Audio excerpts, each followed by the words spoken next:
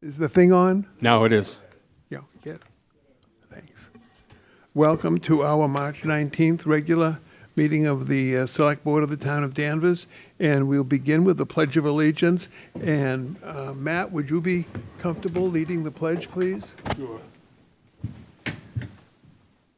Pledge allegiance to the flag Of the United States of America, and to the republic for which it stands, one nation, under God, indivisible, with liberty and justice for all. Thank you all. Madam Clerk, would you kindly read the roll? Approval of the minutes of February 20, 2024. Is there a motion? So moved. Thank you. Is there a second? Second. Is there discussion? All in favor? Aye. Aye. All opposed? That is a vote. New public business. This is an opportunity for any member of the public who wishes to address the board to bring something to the board's attention, limited to 2 minutes, if you would, please. Mr. Bradstreet. Bill Bradstreet, Town Meeting Member, Precinct 1. Just brief, in the past, I went to a meeting at the, Bill, would you speak close to the microphone? I was at a meeting at the Senior Center discussing the Maple Street project.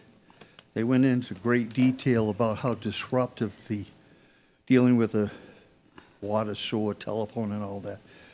Considering that the traffic study was done, 20 to 30,000 cars go through that location during the day, as I recall what was said.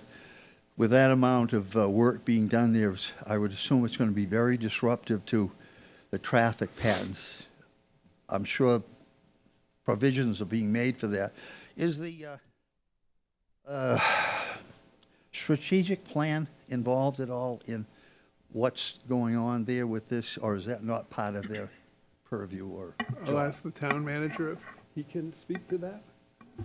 The improvements to the downtown are outside of the strategic plan, but we'll be having the presentation of the strategic plan made to this board. I believe the plan is the first meeting in May. And featured prominently in that plan was a lot of feedback from the community that they wanted to see the kinds of improvements that are being done through a combination of ARPA dollars, through the federal stimulus, the capital plan for the electric department in terms of new pedestrian scale streetlights, and some of the other improvements. So there certainly is parallel, Bill, but one didn't drive the other.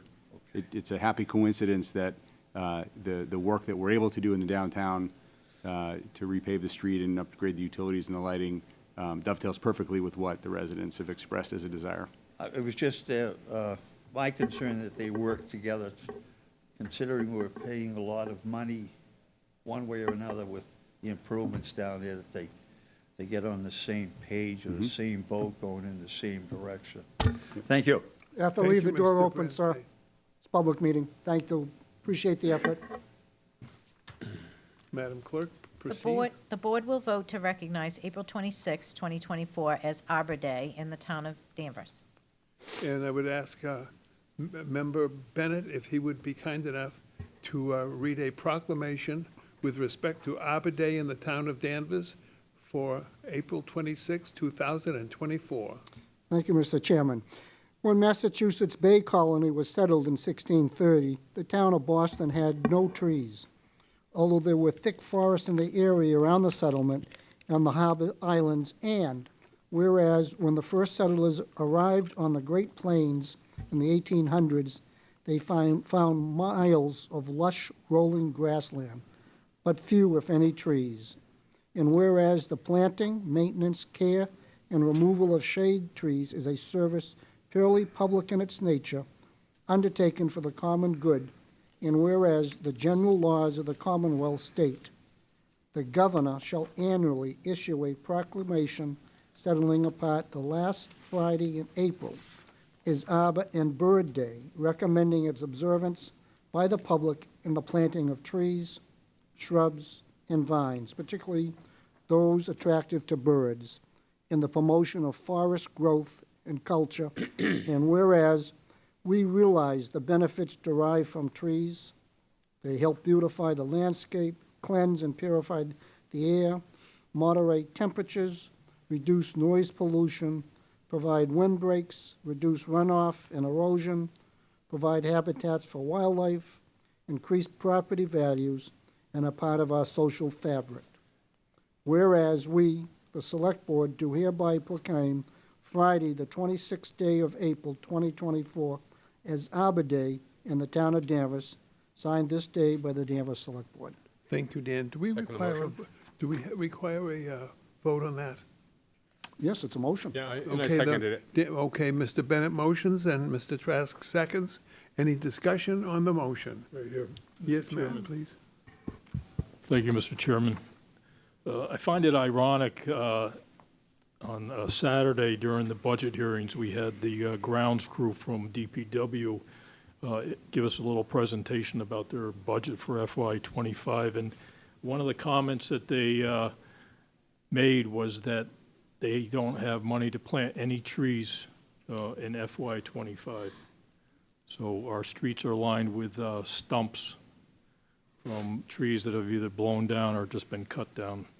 And so here we are, we're promoting the idea that trees are a great thing, yet we don't kind of put our money where our mouth is. That's all I have. Thank you for your comment. Are there further comments or suggestions with respect to the motion? Hearing none. All in favor? Aye. All opposed? That is a vote. Kathy? The board will recognize March 24th through April 30, 2024 as Motorcycle Safety Awareness Month in the town of Danvers. Mr. Trask has agreed to read a, is it a resolution? Proclamation with respect to the Motorcycle Safety Awareness Month. Mr. Trask, please. Thank you. So it's my pleasure to read this. We do it regularly, and I'm honored every year to be able to do this, and I'll have some comments afterwards. But Town of Danvers proclamation, whereas the motorcycle is a popular means of transportation for commuting, for touring, and for recreational purposes, and whereas there is an ever-present need for cooperation among drivers of automobiles, trucks, motorcycles, bicycles, and pedestrians who use our streets and highways in order to reduce accidents, injuries, and fatalities. And whereas it is critical for all Massachusetts citizens and visitors to our area to increase their knowledge of the rules of the road and the rights and responsibilities of all roadway users, and whereas there are hundreds of motorcycles owned and operated by our fellow citizen bikers, homeowners, and residents of Danvers, and the tens of thousands more visiting and touring our town from neighboring communities and states, and whereas numerous departments and organizations are committed to making our streets and highways safe for all motor vehicle-related transportation, urging and reminding drivers to check twice, save a life, motorcycles are everywhere. Now, therefore, we, the Select Board of the Town of Danvers, Massachusetts, join with the Governor of Commonwealth of Massachusetts and all agencies and organizations to proclaim March 24th to April 30th, 2024 as Motorcycle Safety Awareness Period in the Town of Danvers, and wish all who ride an enjoyable and safe riding season. Thank you, God. Is that a motion? It is. And there is a second. Discussion or comments on the motion, please. Mr. Chairman, as I said, it's my pleasure to do this every year. I have been an avid rider in the past. I started, like many of us, with a rigid body mini bike with a Craftsman motor on it. I used to race dirt track in Pepperell when I was a kid, rode through most of my adolescence in the quarries of Westford, and enjoyed the freedom that riding provides. The people who ride, only people who ride understand that sense of freedom. I've ridden for years and years and years, and even recently, it was some, going through a number of bikes, including touring motorcycles and racers and so on and so forth.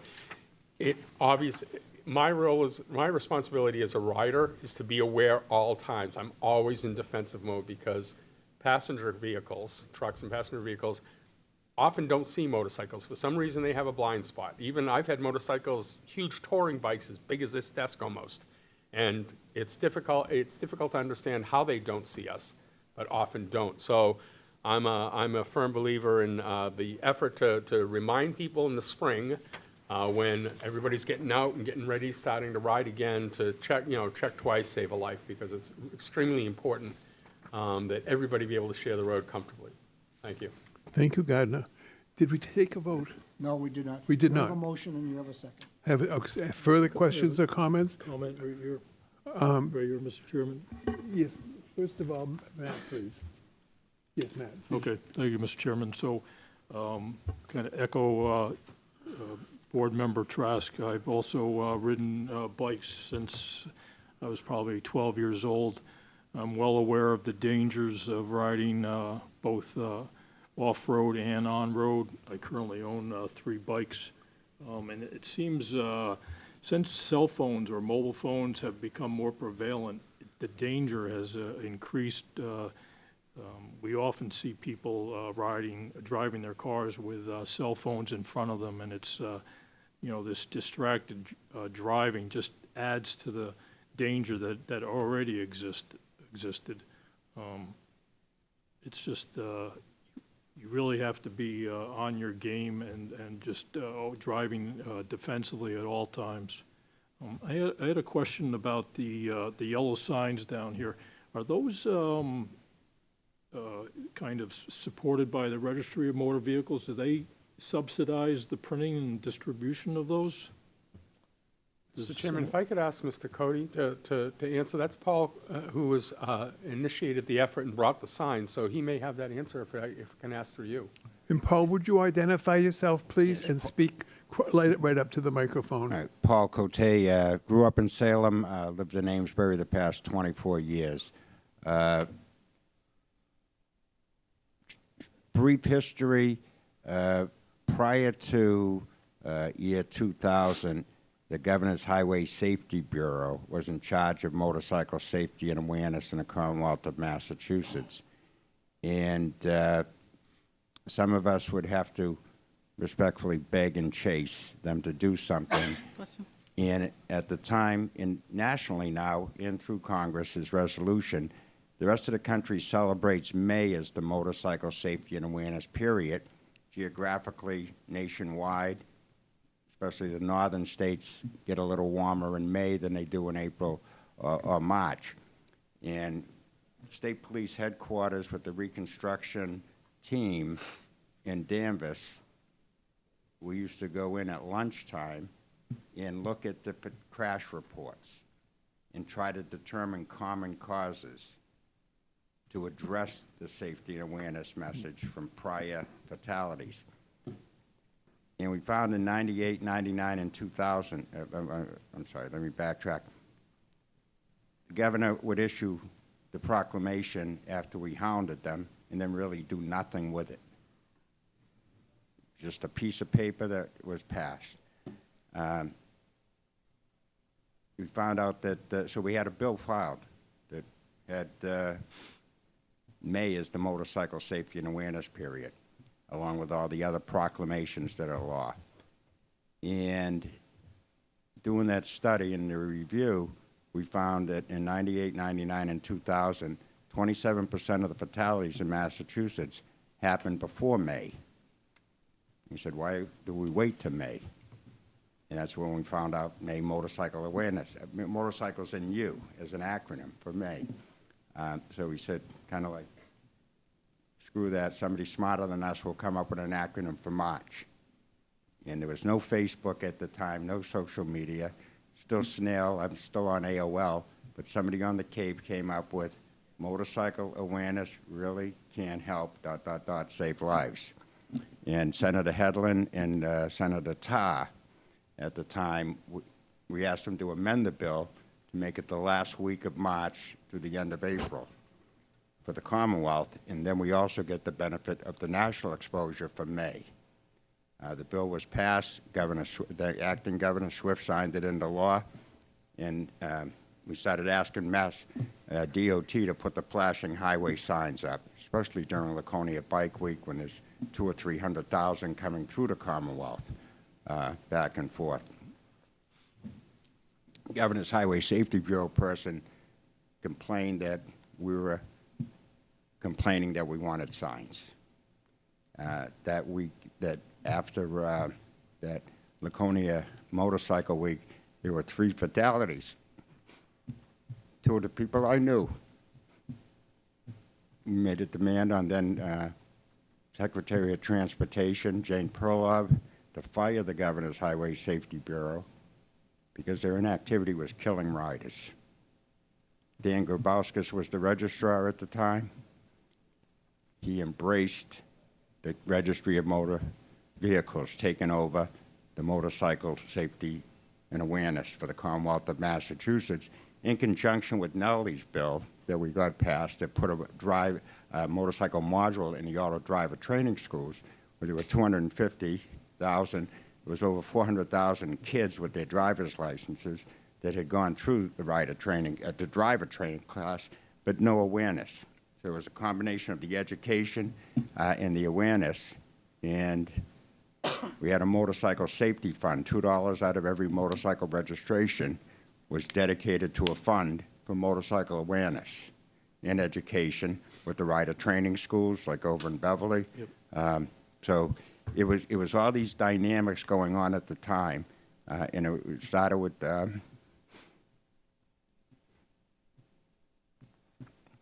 those fatalities. And it also started with Nelson Sillick being killed in Ipswich, and it just ignited bikers in Essex County, and it swept throughout the state. And the registry provides those signs free. We give them out free. They provide the bumper stickers. But we also want to promote rider responsibility, too. To be old and wise, you first had to be young, stupid, and survive. And we have to let our own riders know, our kids and our grandkids, that besides, don't do something stupid. Stupid hurts. So it's a balancing act. There were 58 fatalities last year of riders, 3 passengers. That was up from about 4 from the year before.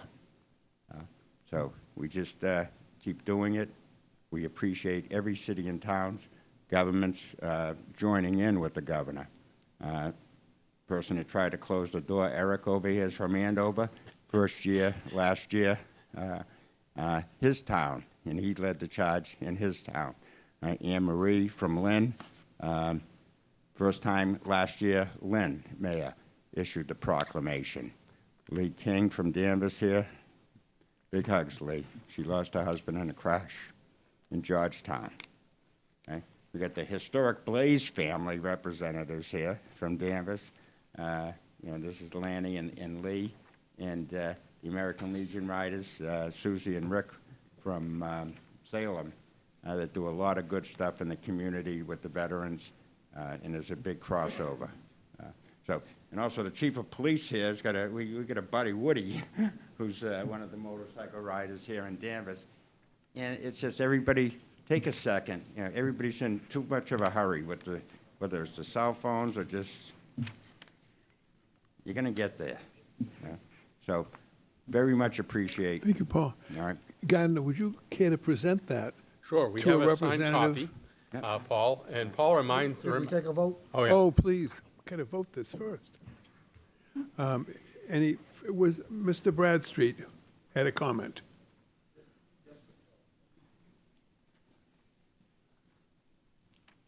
Bill Bradstreet, along with the specified period, I think the town could make or should make more of an effort to make it a year-long project to safely allow the motorcyclists to get around safely, but a year-long, not just for a short period of time. Thank you, Mr. Bradstreet. Why not make it lifetime? Okay. As to the pending matter, there's a motion and a second.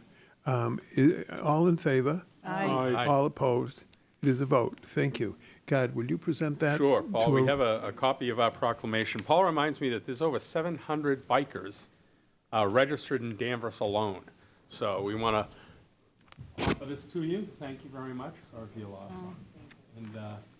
And good luck to you. I think that highlighting, every year is a great idea, but highlighting it when spring comes, as soon as the sand's off the side of the road, we want to get out and ride. So I think that And this our just reinforces condolences, it. our condolences as well. Very significant that it's being done the first day of spring this year. Yes. Oh. Back then, ones that have done it other than the governor. Thank you for, Doesn't take effect for this. thank you for being with us tonight. Yeah, that's great. Thanks for the presentation. Thank you. Thank you all for coming. Thank We you all for appreciate being here with us. it. I'm gonna take one and put one on my ad. I'm gonna take a big one. My small one's gotten wind battered. Maybe we could Okay. put one out Thank in you. front of Town Hall. Thank you for the magazine, too. Thank you. Thank you. Thank you very much. Madam Clerk, if you would be kind enough to proceed. Who are you? A public hearing will be held under Chapter 138 on the application of Burn, Inc., doing business as Pub 49, Melissa Bucci, manager, 49 Maple Street, for a transfer of an all-alcoholic common victualler license at that location. This license is currently held by Burn and Burn LLC, doing business as Pub 49. Is this the one that we told them they didn't have to come? Yes, this one is basically just a transfer within the family. There are no changes at the local level. The chair determined that the applicant did not need to appear unless the board wanted to have them come back. And if the board wants the applicant present, we can suspend to the next meeting, but Kathy and I discussed it and thought there was no need for them to come in this situation. Well, being that said, I didn't see any paperwork, and I don't know which is which and who's coming off the license. Oh, you should have got a memo from me. Not in my packet. I have a summary of the transaction that should have been provided in your packet. I apologize. Yeah, I have that. You do have it? There you go, Dan. Yeah, I I have have a it. question about that summary when we have a chance. We'll get to that. Matt, hold on, please.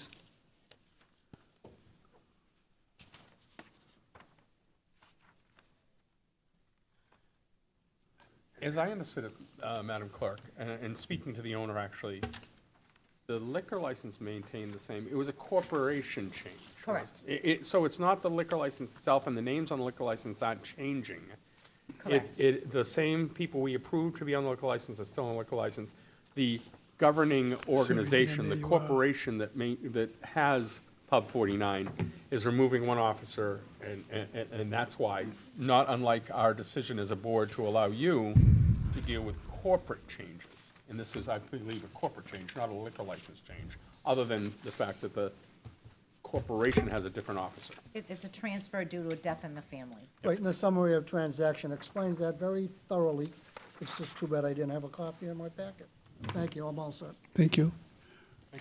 Matt, did you have a question or comment? So the summary is, it seems confusing to me. So on Matt, paragraph, would you speak close to the microphone, please? so on paragraph 2, this is to the clerk.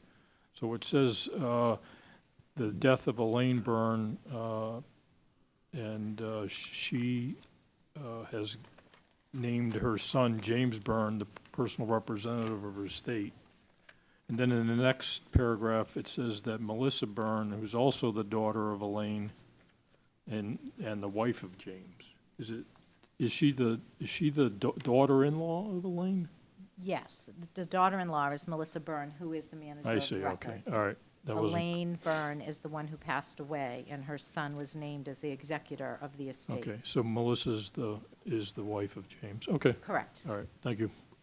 Thank you. Is there, and it will be, what, I don't see, is there? Public hearing. Yeah, it's a public hearing. Do we have a motion first? No, it's After the public hearing. public hearing. Okay. Is there a comment from the, first of all, from members of the board? Questions or comments on the application? Anyone in the audience? This is a public hearing. Motion to close the public hearing. Motion to close is seconded. All in favor? Aye. Aye. The hearing is closed, and is there a motion? Mr. Chairman, I move we accept the transfer as recommended, as Thank- presented. Thank you. Is there a second? Second. Thank you.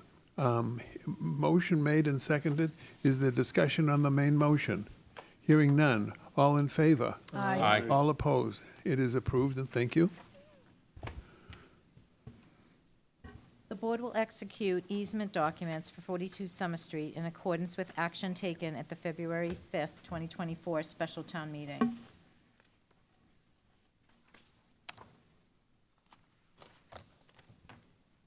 Kathy, I'm sorry, what number is that, please? That's number 6. Oh, on the 42 Summer Street. Correct. Okay. Does everyone have copies of the Yes. of the Town documents? meeting approved it and passed it, Yep.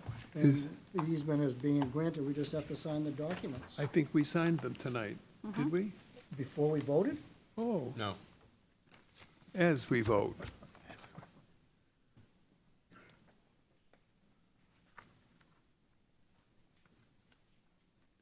This is the liquor thing, Correct. okay? You, Now, what about the you 42 need, Summer you need the Street vote thing? on 42 Summer Street at Okay. this point, yes. Motion to sign the easement. Second the motion. Yeah. Is there discussion on the motion? Yep, right here. So, Matt's- so has anything changed since town meeting, or is this, we're just approving what has already been presented as a warrant article? You're really just signing the paperwork. I see, So okay. that they can file. Okay, fine, thank you. All set. Alan, you can speak, but in as much as you've already won, you shouldn't.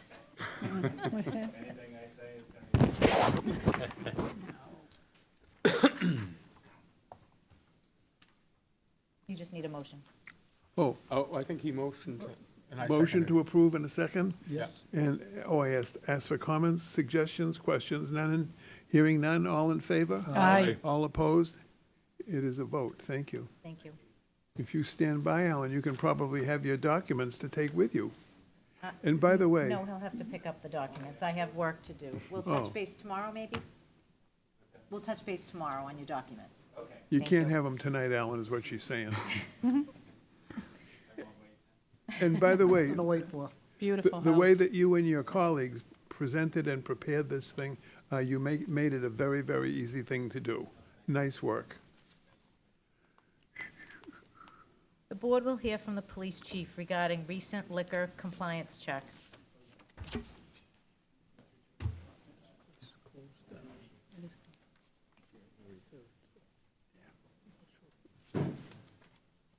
Good evening, Chief. Good evening.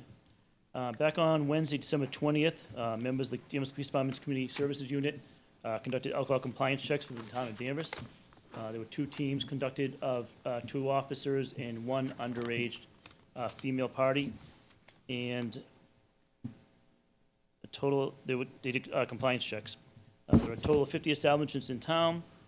All were checked except for the Danversport Yacht Club, which has events only.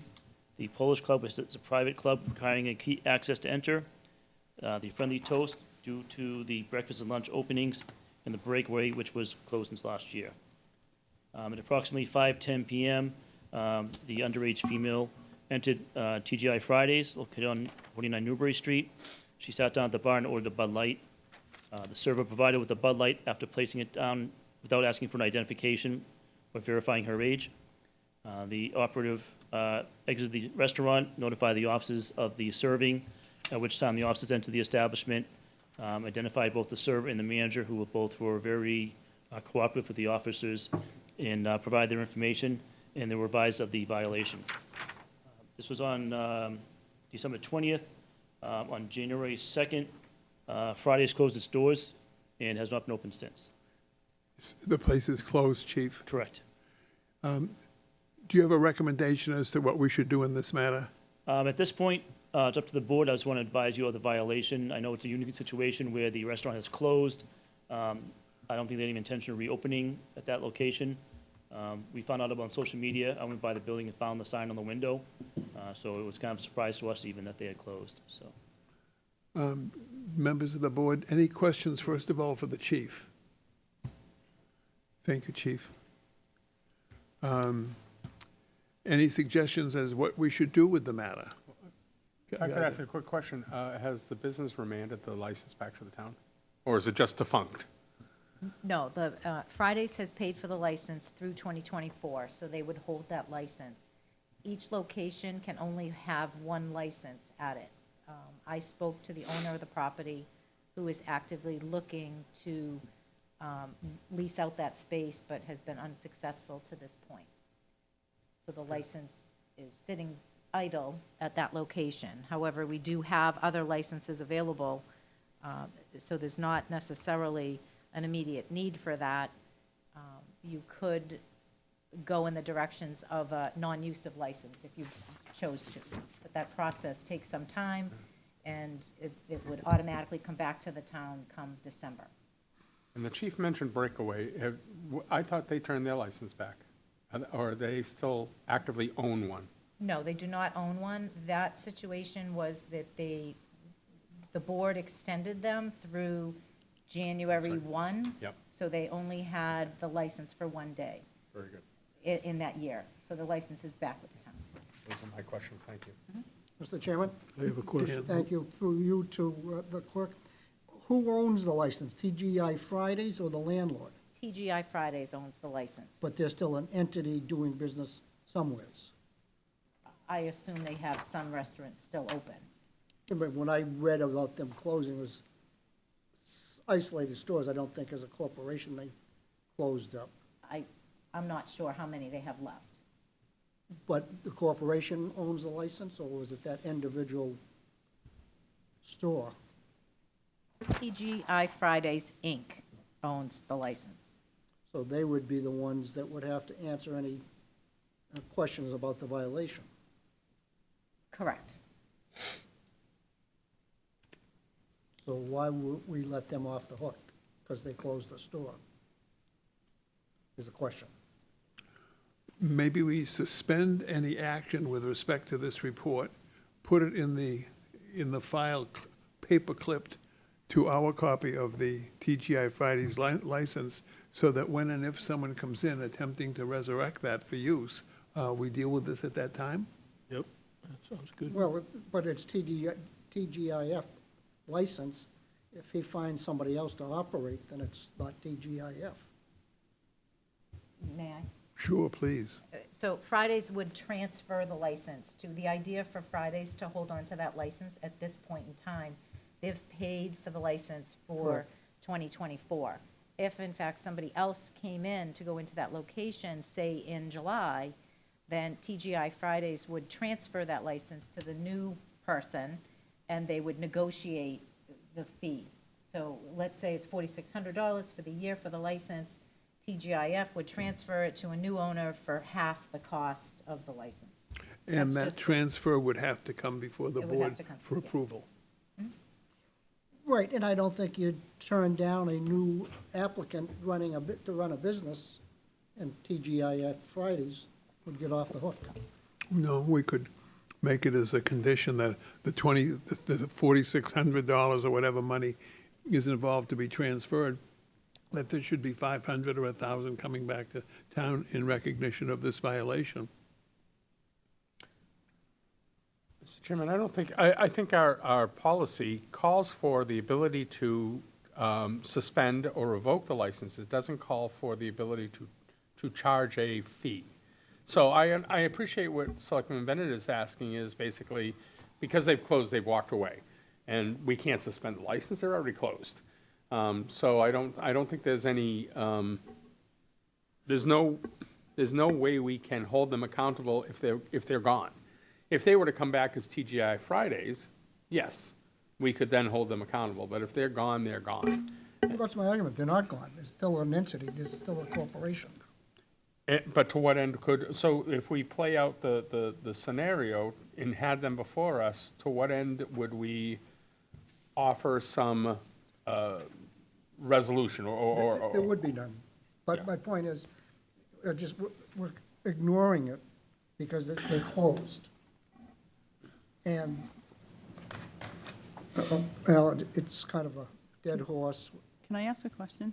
Chief, Sure. do you usually get a Maureen, warning? please Do- speak Do you up. usually give them, well, they're not there anymore, but in an establishment, do you give them a warning, or are they fined right We away? do. Typically, the board would decide that. I We think in would. the past, Right, we would give them a We do. warning, okay. I think particularly in the past, Right. with no violations, it would be held, usually a suspension held in abeyance for a certain period of time, was in the past my experience Okay. from the board. You know, and according to their sign, they do maintain locations in Everett and Methuen as of now, as of January 2nd, 3rd. Any suggestions? You want to hear from Mr. Bradstreet? Oh, Mr. actually, Bradstreet, do you have a suggestion? But Matt had a comment too. Again, Bill Bradstreet, I'm probably not correct or thinking about this, but Bill, speak up but and can you hold this in abeyance, and at some point in the future, have whoever, because they might be commingled, come back and answer for perhaps this violation? If a different restaurant purchases the license and the opportunity for a license, they have no responsibility for what happened before them. I can understand that, but my point is that sometimes businesses commingle, and one will take over for someone else trying to get around the incident that took place. I don't know how you handle that, but as Mr. Bennett says, I would not like to let them, I don't know, skate, coast, or whatever term you want to use, to get around a particular violation that took place this time. I don't know how you do it. I'm just Actually, bringing it up. you trigger a thought, and I'm just going to throw it out there. What if we actually call in the license for non-use, and that way they can't sell it as an asset? Their fee is gone. Might be a suggestion, is that we go ahead and follow through, call it in for non-use. It's back at the inventory of the town, and To that point, did we get a letter stating that they were closing?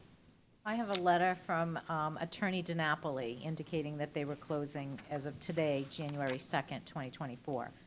If you're going to bring them in, my suggestion would be to bring them in for both the violation as well as the non-use of license. I could reach out to Attorney DiNapoli and we could bring him in if you choose to do it that way. Sounds like a viable plan. Matt, did you have some comments? No, I just, you had And speak up, please. You had kind of offered what I was going to say in terms of just attaching this to the license. Paperclip program. Yeah. Solution. I'm all for the paperclip As long as myself. in the future, it was to be transferred with TGI Fridays, still had some type of financial interest in the new entity, then that could be an issue. But if they just washed their hands of it completely, then I think it's probably fortuitous for them that they closed before we got to this step tonight. So So if I I'm may all s- offer, I'm all set. Mr. Chairman, there was a situation with a Chinese restaurant on Endicott Street that I think didn't use the license. It took us 2 years to get it back. But I say the paperclip it right to the file, right to the license, and we'll deal with it when it comes up. Because if there's some legitimate operator coming in there that's going to run a business, that's going to employ people, we're going to want that to happen. And so this little thing will become trivial. I think it's kind of trivial now, and there's like no sense debating it further. I say paperclip it to the file. Any objection to that? yes, Okay, Dan, what would you do as an alternative? take the license away for non-use. Okay, is that a motion? That's a motion. I'll Is there second a the motion second? for, Motion and a second? Hold on. May I offer the suggestion of bringing them before the board? I think that's the first Right. step, would be to Oh. bring them before the board for non-use Bring of the attorney license, for non-use as of well license. as the opportunity to discuss the violation.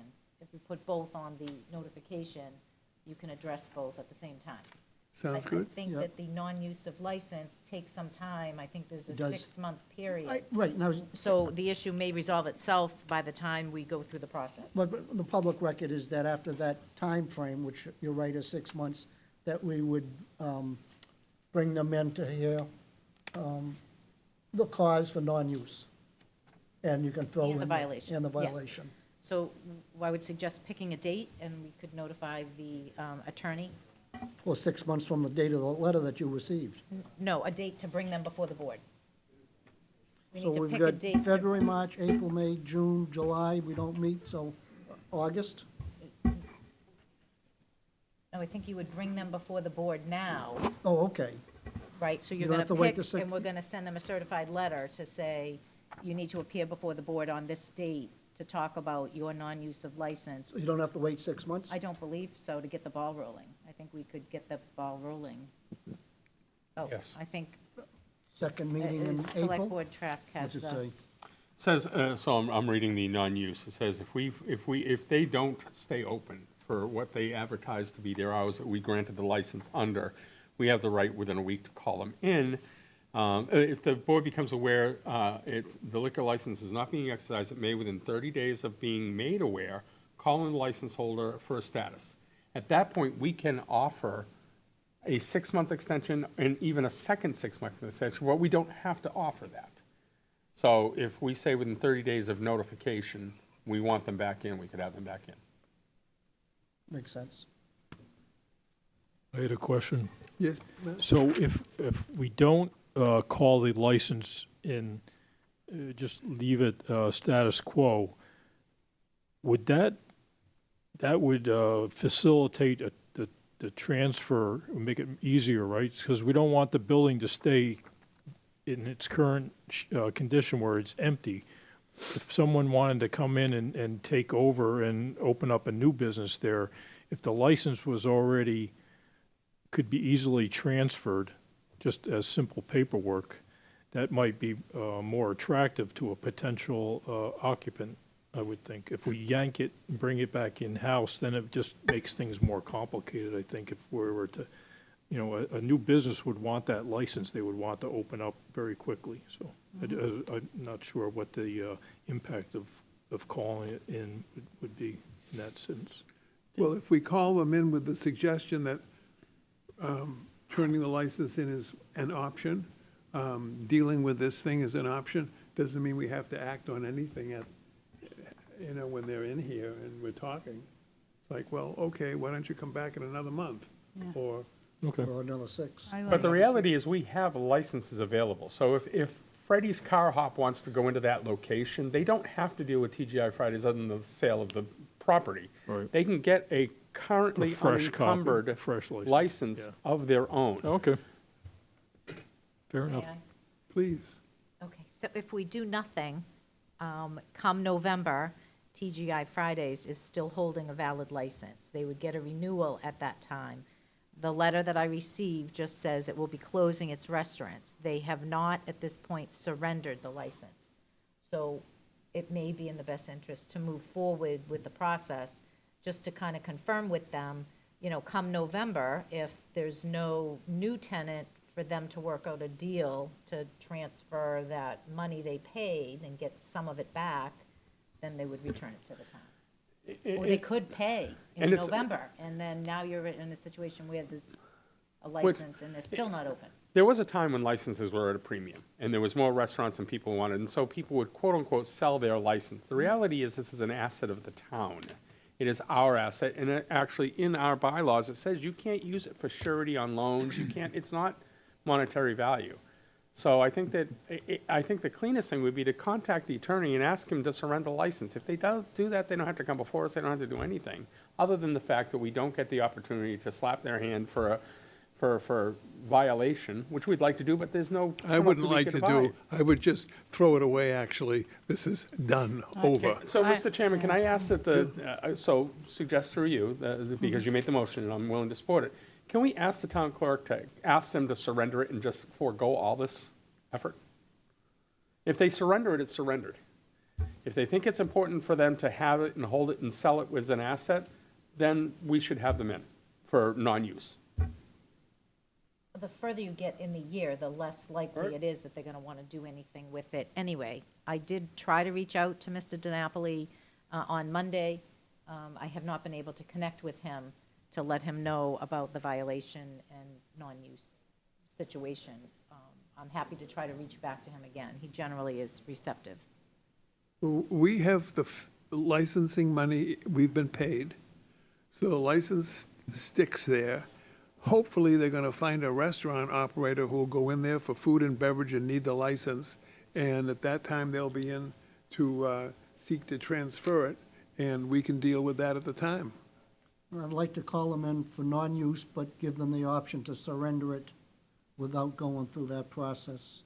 And if they say they don't want to surrender it, then I suggest that we I'm going to recommend. scream, Bill, if this goes on much further, this discussion. I'll Do you I'll really? second the amendment to that, because I had seconded the original, so if you want to change that, I'm And seconding Dan, that. what is the motion, please? We'll call them in for non-use unless they say they're going to surrender it. Okay. If they don't, if they voluntarily surrender it, then it's moot. And we Okay. don't have to waste this board's time. If they want to hold on to it, I'd say bring them in as soon as possible for non-use. Could we hypothetically pick a date to Sure, bring but them before the board? Sure, Well, you need to give them notice. Yeah, I know. So my suggestion would be to go. Second in April, April. yeah, the second perhaps. meeting in Well, wait a April. minute, let's see. We I'm could just go telling with Bradstreet no more. We got warrant on the first meeting, so do the second one. April 16th. Thank you. So I will reach out to Attorney DiNapoli and let him know that ahead of time and then notify him in writing, Please, unless he sends something specific that surrenders the license. correct. All right, there's a motion and a second. Further discussion? Hearing none. All in favor? Aye. All opposed? Chief, do you wish to be heard? Of course, the matter's concluded, so you probably would like to go home. He's already know. I'm good. He's got another He was agenda looking at item. his phone. He's on the next agenda item, I Oh, think. we have another one? Oh, hold on. The DARE application. Oh, right. The board will hear a request from the police department to conduct a road race to benefit the DARE program. So moved. Chief? Good evening. You don't, if you'd like to present, you can, but you may not even have to. Quickly, on behalf of Officer Jeff Smith from Danvers High School, School Resource Officer, he had the creative idea of holding a road race and a fun run for kids on June 15th, hopefully, of 2024 at 10 a.m. We'll be using a commonly used course that would go down, start at the high school, down Cabot to Chestnut, up to the rail trail, back Wenham Street, down Princeton, back to the high school. The proceeds would be going towards the DARE program to provide funding and programming for the DARE program in town. Thank you, Chief. Is this an annual? We hope to make it an annual. This is our Is it- first time out, so see what we have for a response as far as the turnout. If it goes well, we'd like to make it an annual event. Thank you, Chief. Any questions of the chief? Matt, please speak up. Well, it's more of a comment. So in terms of the rail trail, there's several races a year on the rail trail, and there's a group of volunteers with the rail trail committee that assist in the race in terms of either street crossings or just directing runners so they don't miss the turns. There's a rail trail meeting this Thursday. We're going to be discussing this, but these are great events, and they get great turnout, not just from people in Danvers, but from throughout the region. So it's great if you can make it a reoccurring event for a good cause. We did speak with Paul McNulty and Mark Jones about the race, and they were supportive of the event. Yep. Well, I Any- wish you success. Go ahead, Matt. Sorry. I'm all set. Any further questions or comments? Well, is this a public hearing? No. How about a vote of confidence and approval from the board? I move we accept the application as presented. Second. All in favor? Aye. All opposed? Thank you, Chief. Thank you.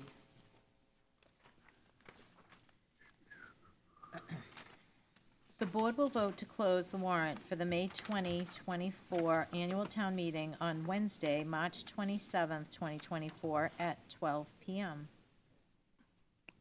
Is there a motion? Do we hear from the town manager, or? Sure. Steve, would you like to speak to this? Sure, I can speak briefly to this. It's pretty straightforward. We have to choose a date to close the warrant. We're hard at work pulling the draft warrant together with all of the articles.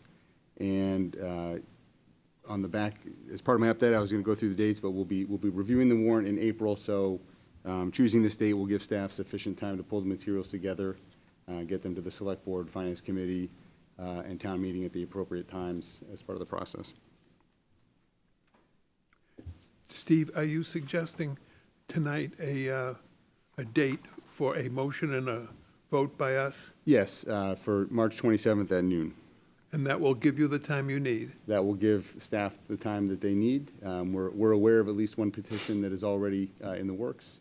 The petitioner who promoted the recall provision at prior town meetings has indicated that that will be back in the same form that it was presented before, so we're holding a placeholder for that. But we want to let other folks know if a petition is something that they intend to turn in, that we would like to have that by noon on the 27th. Mr. Chairman, can I get off course a little bit. Sure. Relevant to the warrant itself. Yeah. At our last meeting, I suggested that after town meeting, we, as a select board and executive committee of the community, put together a group to look at the Town Manager Act. Yes. Talking with the manager, he suggested perhaps it's best that we go through town meeting. Evidently, that's how it's been done in the past. I don't have that record in front of me, but it makes sense to me to support the select board proposing a warrant article to be put on the warrant to discuss the committee for looking at the Town Manager Act. Sure. But I would need consensus from this committee to ask the manager to put together a warrant article Well, okay. for us. First of all, Steve, are you able to do that? And what Yeah, and I would- schedule? I'll offer a little bit more than what Dan said. So we've been talking about this for a couple years. There have been several items that have been discussed in years past. One is the reference in the Town Manager Act to the town accountant reporting directly to the select board. That hasn't been the case for about 40 years.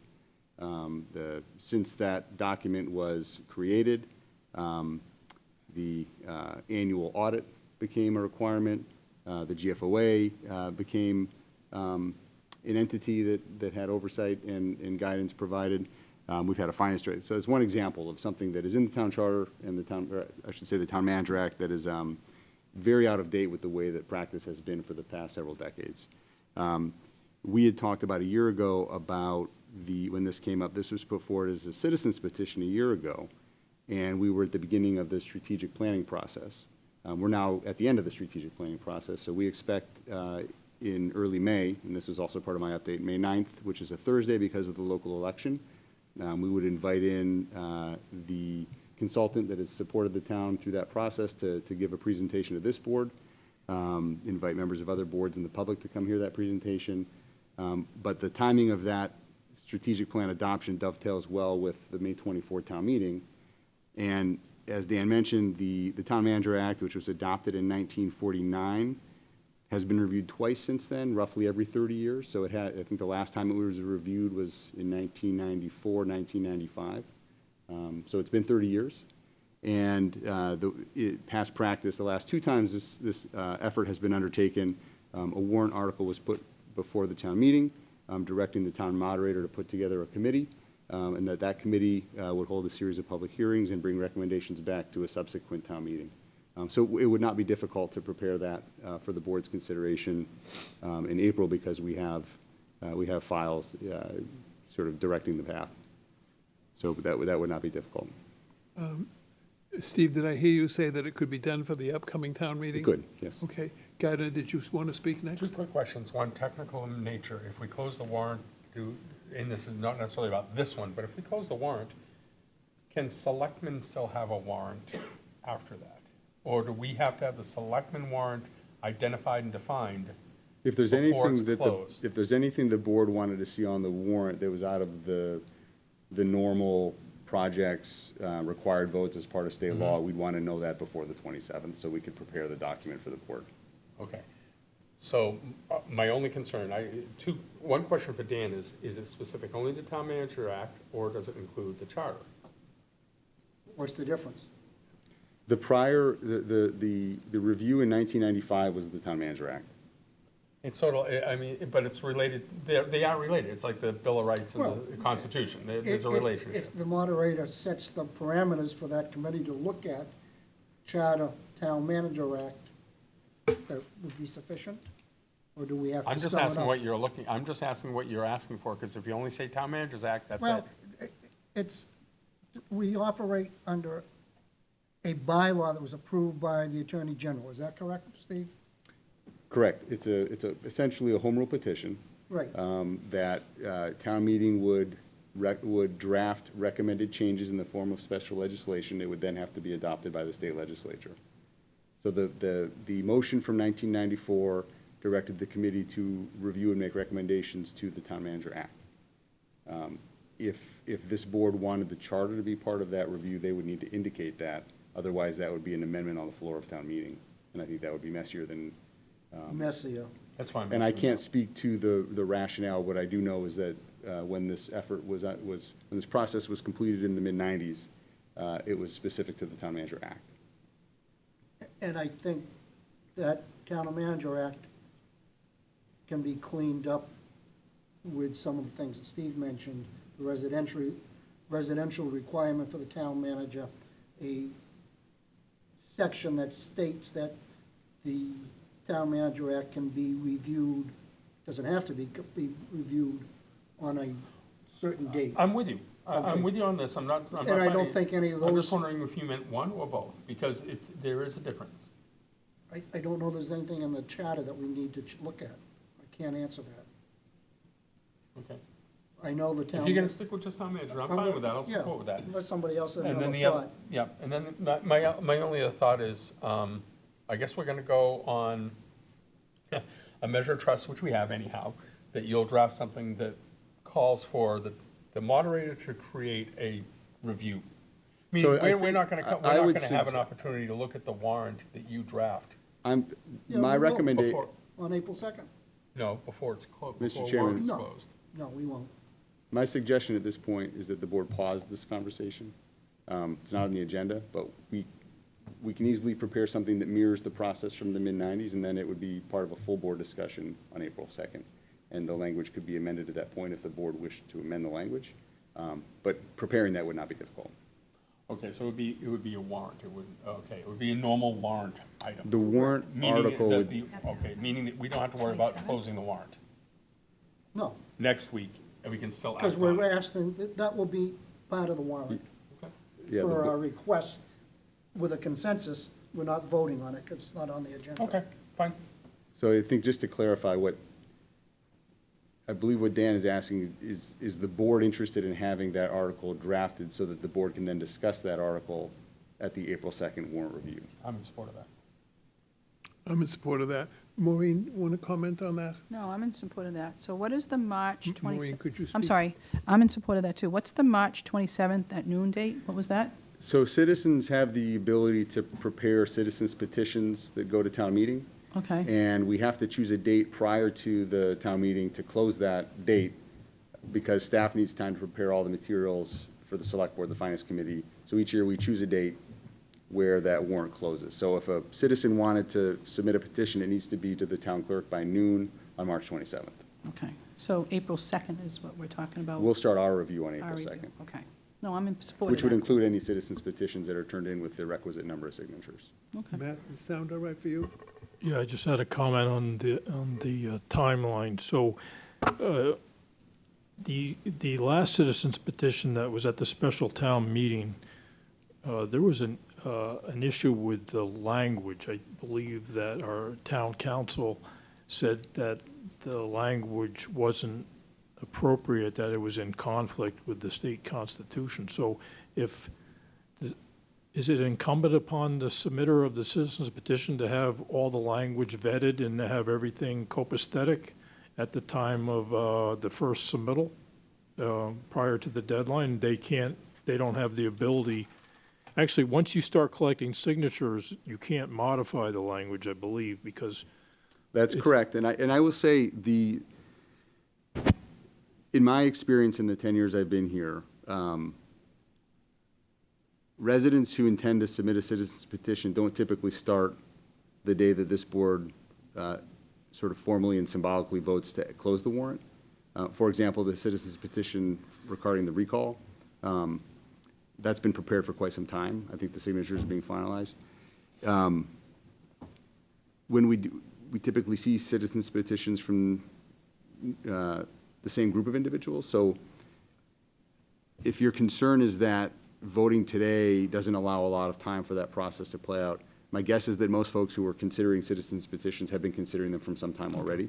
I'm not sure anybody's going to watch a meeting tonight and decide tomorrow to that's do that. fair. But they certainly could, and I guess what I would say is if that is the case, it would be, and we ask this every year, and just to clarify, the town attorney is not going to write a citizen's petition for anybody. But if a citizen is thinking about a petition, and they want to call town hall tomorrow morning, I would be more than happy to have the conversation with them to prevent the scenario you're talking about, where Okay. the petition it gets turned in at the deadline without any review, and then we want generally speaking, petitions should be debated on the merits and not stopped on technicalities. I think that's, Okay. everybody All right. agrees on that. Okay, thank you for that info. All set. Thank you, Matt. Now, let me see, where are we? Bill, did you want to say something?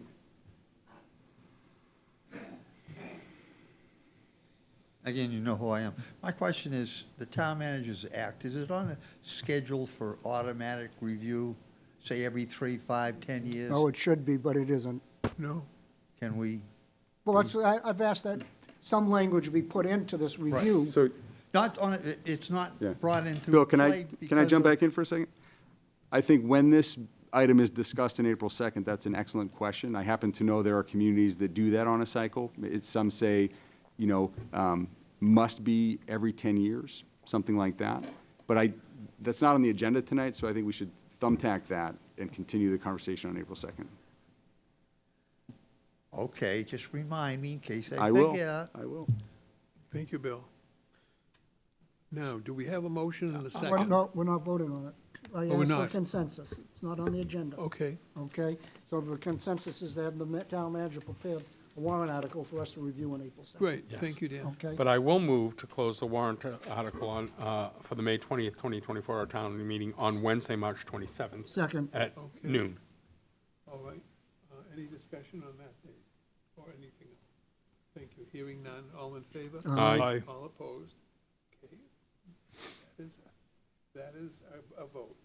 The town clerk will provide an update on the annual town election. That's you. That's me.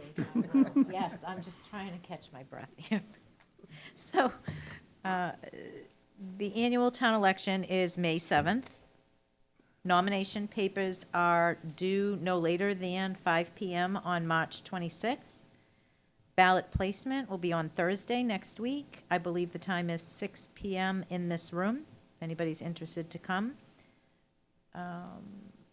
Let's see. Oh, as of today, we have 3,487 requests for vote-by-mail ballots that will go out for the annual town election.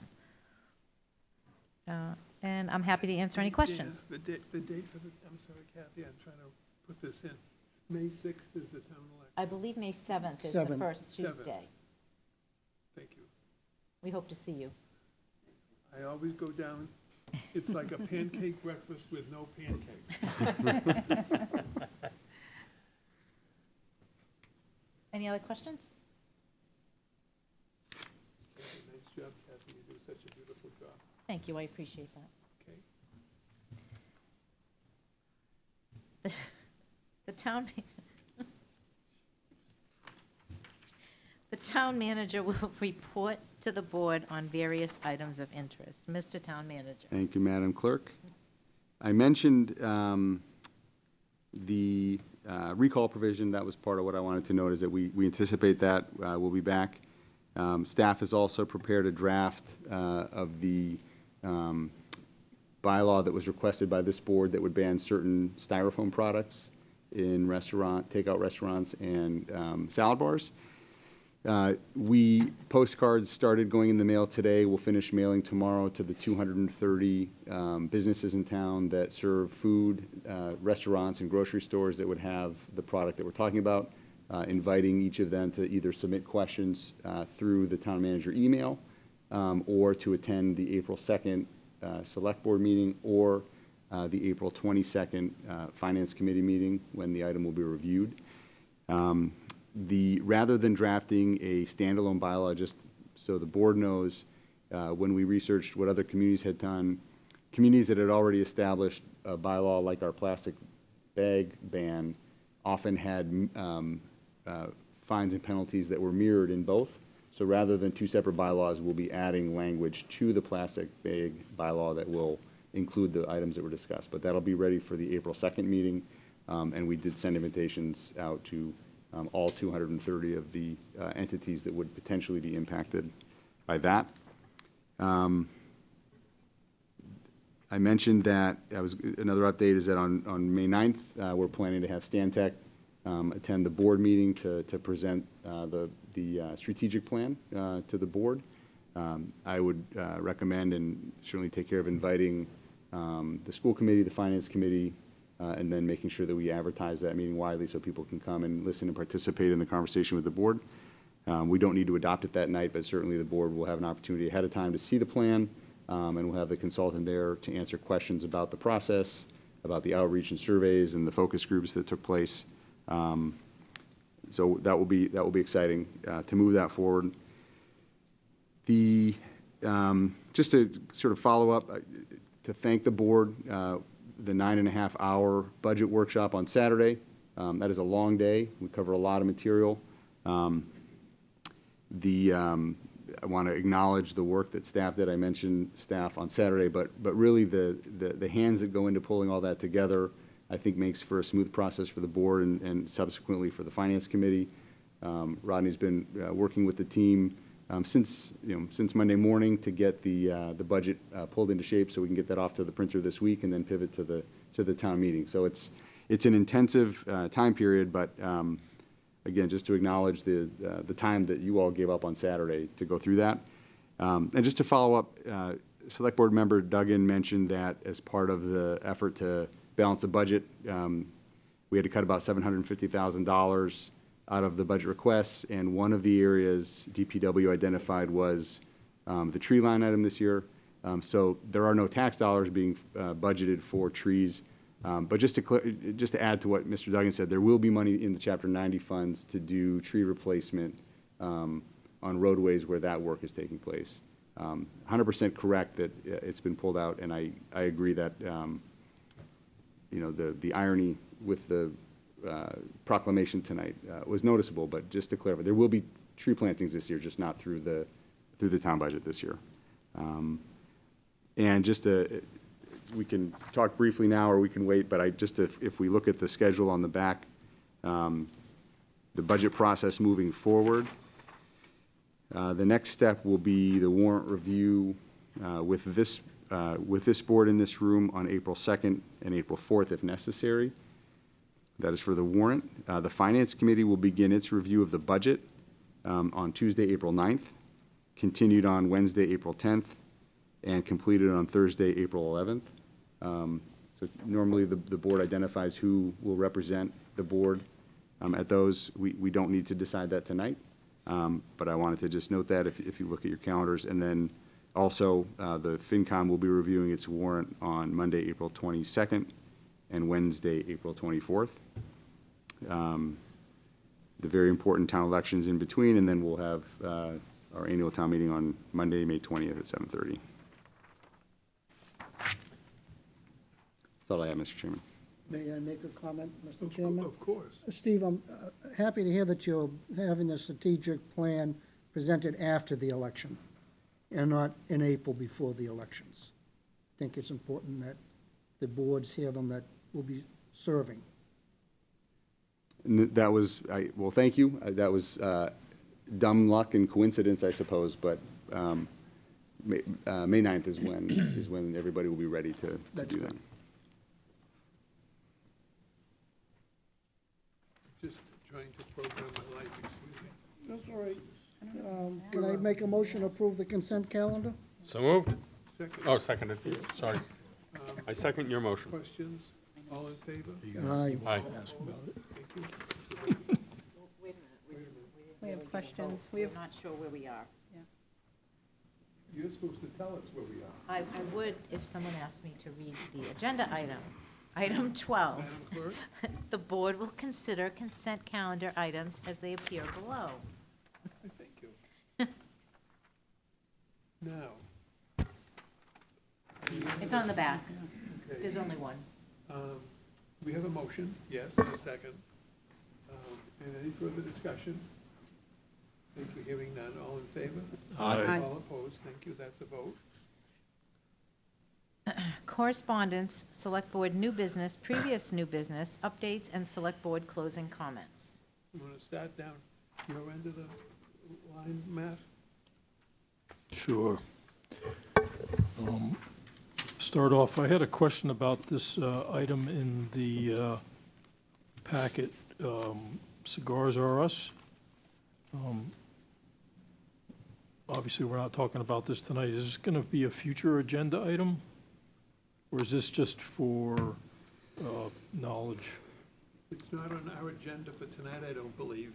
It was included in the packet, not because there was a violation. We have tobacco-related violations from time to time. I think in the last 2.5 years, we've had 6. Those don't normally make it to the board. Those are under the Board of Health regulations. The reason the packet was included here tonight is because there was reference made in the inspection that was conducted by the state agent that there was alcohol in the business. And because alcohol falls under the jurisdiction of this board and not the Board of Health, Okay. that material was included that was provided by the state.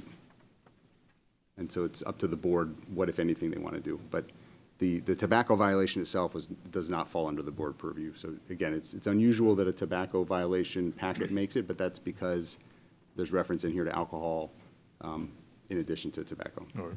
So is that a topic for a future agenda? Is that? I'm Not confu- necessarily. I'm I think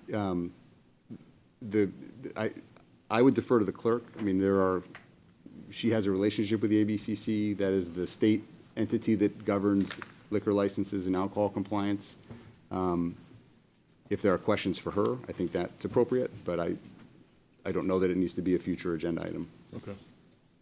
It just wasn't clear to me whether, it didn't look, from the photograph that was included in this, it looked like it was in a back room and not being sold or being consumed by customers. That was my impression. I'm not sure why it was there. Probably it wasn't appropriate to have it in the building, but I'm not sure what the if it's is a violation, how would the board deal with it? Because it's not a licensed establishment for alcohol, so. So I would separate there was a complaint that a banned substance was being sold in the store. The inspection was conducted. The banned flavored tobacco was identified. The business was fined consistent with the regulations that the Board of Health promulgated years ago. That's separate and distinct from the agent took a picture of the alcohol in the glasses, shared that information with the health department. It's outside of her jurisdiction. She felt obligated to report it to the health department.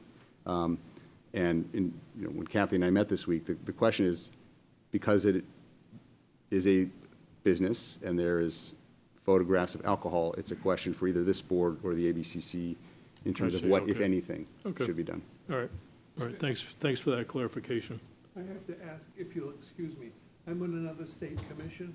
We have a 3-hour conference tomorrow, and at 7:45 I'm supposed to conference with some members about that. So Gardner has agreed to finish the chair for tonight, and thank you, Gardner, and excuse me, please. David, can I ask, excuse me, so I'm confused too, because in the packet, is it something that this business is being fined for at the time? No. So No. let me All right. clarify. Yeah, please, yeah. The tobacco regulations in town say that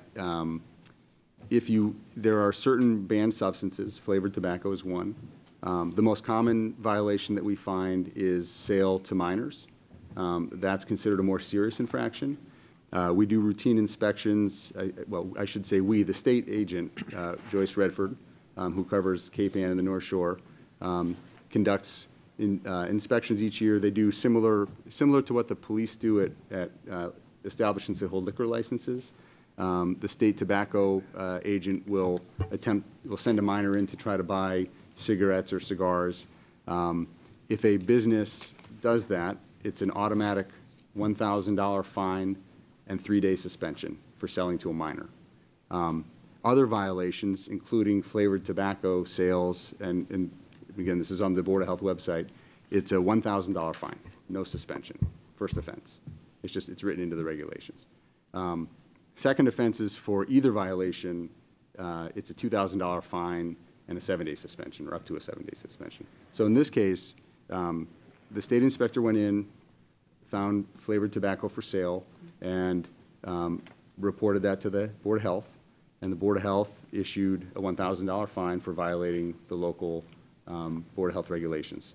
There's no violation, no fine associated with the alcohol.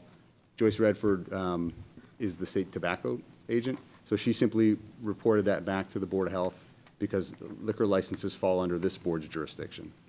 Board of Health handles tobacco, Select Board oversees liquor licensing in the town of Danvers. Okay, so my question, my apologies for asking, but I'm just wondering, so this business is being fined $1,000 For selling flavored for tobacco. right, so it's illegal, correct?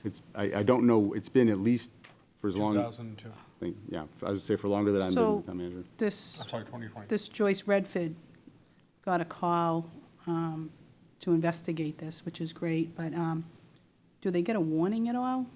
The regulations state that if you violate if you're selling a banned substance, Yeah. or you're selling to a minor, it's an automatic fine. There's Okay. discretion in terms of number of days of suspension for second and subsequent offenses, but the regulations state $1,000 fine, whether it's selling to minor or other infractions. The automatic suspension for a first offense happens only if we're dealing with sale to minors. Okay, all right, so as long as we want to keep the businesses in town too. That's what we've always said. I guess my question was, it went into some material about photos of smoking inside, the alcohol, the cigars and ashtrays. I look at things, I try to look at the glass half full instead of half empty, that they're probably smoking outside, they're being responsible. Instead of just throwing it out on the ashes, they could be smoking and then putting it inside. I don't understand why all these photos were being taken. Mr. Chairman, this is really not in our purview. No, it's a, I'm also not, it's not clear to me what the I just was question wondering, is. just like, it just went through and said, strong odor of, evidence smoking was observed, So there's a- additional right. violations. In part, well, there's a law, indoor smoking is illegal in Massachusetts. Indoor, Unless right? you But how have do a we know? license. I mean, were there photographs of people? Well, Maureen, no one is Yeah. suggesting violations. so I'm going to suggest that, and David said, hold on, Yeah. that this, what we received was a report from the health department. And we're not here to question their fines or their findings or the photographs they took. As the town manager said, what tipped this to the select board is the fact that there was alcohol inside the business. And whether the select board takes any action or not, that's okay, but we should be notified, just as if you walked into any other business. If you walked into the bank and they had alcohol in the bank, that's not supposed to happen, and the board can decide what to do. But as far as the smoking fees and fines and investigation, that's on the health department. It's actually on the state health department and not under our purview, so I'm not sure we should delve into any further on that thing. That happened, that's on the state, the state followed the mandate. To Mr. Duggan's question, if there's a question about the alcohol on site, and the board wants to follow up, that's on the board, that's our purview, not the smoking. Okay, only because in the packet there was, mention about strong odor of But tobacco again, smoke. that's her Her, right. investigation, and I think we should not be discussing another board's investigation. Oh, no, I'm just bringing to point that, it is a cigar shop. There probably would be strong odor. And, what she's saying, why is it $300? Was it $1,300? Again, I'm gonna suggest that we're not here to talk about the smoking fine. That's done and over with, and how they conduct their investigation is their purview. So that's not on us. We don't have a say in that. We have a say only if someone wants to follow up on the alcohol on premise. Other than that, we don't have a party to this. I just don't, these pictures just, was someone caught drinking? Mr. Chairman, can we move on, please? Yes, so again, I'm gonna table that discussion about the smoking. No one was caught drinking. She noted that alcohol was on the and notified us accordingly. What action we take is up to us. So we're not taking any action? No one suggested any, and Mr. Evans, I realize you're asking a follow-up Yeah, to him. yeah. I wanna make sure he finishes his closing Yeah, comments. I have a So, couple thank you. other items, but thank you for that clarification.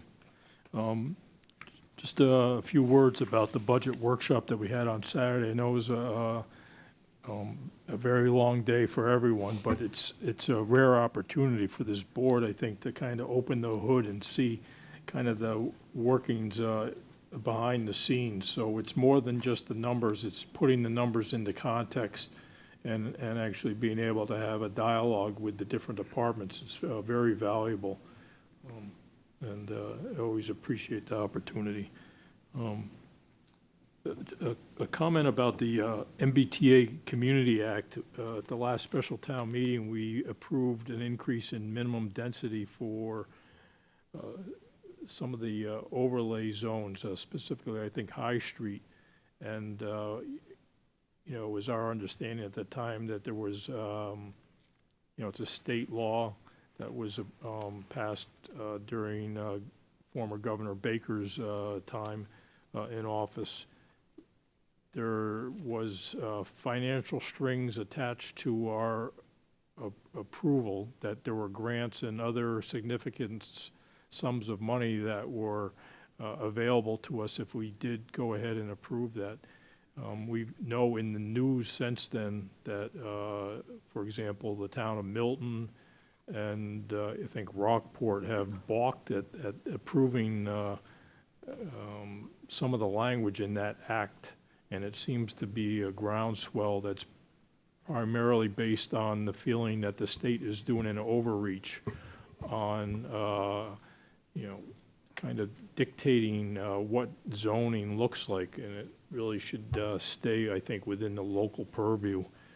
I'm not sure what the state is kind of has up their sleeves going forward, but I think it makes sense to really think about doing a little bit more pushback. Mr. Chairman, can I make a correction to Matt's Please. assumption? The state can withhold funds if you don't approve it. You're not guaranteed to get funds just because you did it. If you don't do it, we may hold these funds back. It's not like you have to do it to get the fund. Just because we adopt it doesn't mean we're going to get any funds. Yeah, it seems like a carrot and a stick It kind of is, thing. yep. And then just one last thing. Tonight at 11 is the beginning of spring, so another winter under our belt. I hope And we get it's home in Don't time. say it. onward and upward to warmer weather and no April Fool's Day storms, hopefully. And then this coming Sunday's Palm Sunday, and then Easter at the end of the month, so very holy time on the Christian calendar. And with that, I wish everyone a happy Easter. Thank you. Okay, thank you. Couple of things. I think the Dare Walk is great on June 15th. Dare is a great organization. I also want to mention that Falcon Fest that does a lot of these activities in town, that's bringing, you know, the fireworks, well, not the fireworks, but the parades and things like that. They're having some fundraisers coming up. I think there's something at Giggles Comedy Club, so look at their website. That's a good organization. I also wanted to say congratulations to our town clerk. She qualified for a special certification. I believe it's called the Certified Massachusetts Municipal Clerk Designation, which is a bunch of educational courses with regards to statutes and regulations. And, you know, we're lucky to have her. There's a small fraction of the town clerks that only get this designation, so congratulations, Kathy. Thank you, I appreciate that. And that's it for me. Thank you. As David would say, you do good work. And I echo that. I'm going to give my comments and then and do it with yours. I actually haven't gotten any correspondence that other people haven't. I appreciate that we did go through the budget. I want to thank the audience members who came. There were several FinCom members, several town meeting members who were here who asked poignant questions. This was the opportunity. Citizens will have another opportunity at FinCom to do the same thing. And this is where the citizenry can ask for changes, can ask for modifications, can ask the questions and details that they seem to ask regularly on social media, but this is a way to directly affect or ask the people who are in charge of those budgets and can make recommendations directly to the policymakers about changes they might wish for us to consider.